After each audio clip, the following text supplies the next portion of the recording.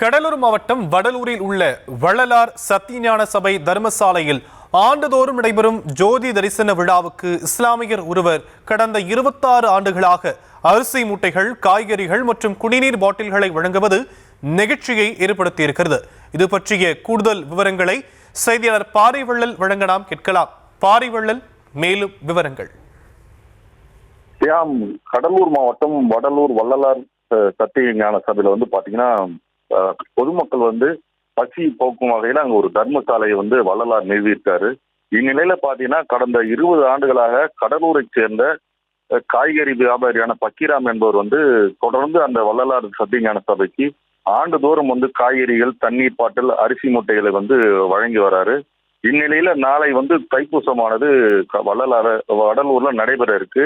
26 ஆண்டுகளாக அந்த தர்மசாலைக்கு அவர் இந்த பொருட்களை அனுப்பியிருக்காங்க. இந்நிலையில இன்று 15 டன் காய்கறிகள் மற்றும் 100 மூட்டை அரிசி, 5000 தண்ணீர் பாட்டில்களை அவர் இங்க கடலூர் அந்த திருப்பாப்புலியூர் பகுதியிலிருந்து அவர் அனுப்புறாரு.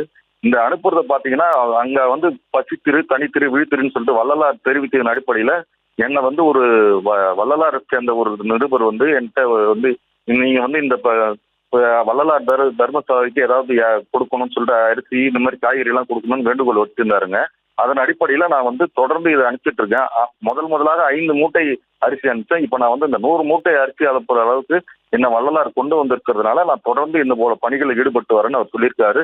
இந்த நிகழ்ச்சியில பாத்தீங்கன்னா வணிகர் சங்கம் சார்பிலையும் தொழிலதிபர் தம்பு அவர் இன்னைக்கு அந்த அரிசி மூட்டையெல்லாம் அனுப்பும்போது அவர் என்ன சொல்லுவாங்க, ஒரு இஸ்லாமியர் இந்த மாதிரி தர்மசாலைக்கு அனுப்புவது நம்மளிடையே ஒரு சகோதரத்துவத்தை வெளிப்படுத்துது. அதன் அடிப்படையில் இவர் செஞ்சிருக்கிறத நாங்க பாராட்டுறோம். தொடர்ந்து இது போல பணிகள்ல இந்த பக்கீராம் அவர்கள் ஈடுபடணும்னு சொல்லிட்டு அவர் வேண்டுகோளா வச்சிருக்காங்க.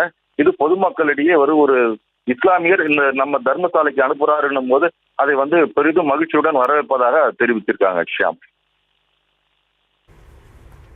விரிவான விவரங்களுக்கு நன்றி பாரிவள்ளல்.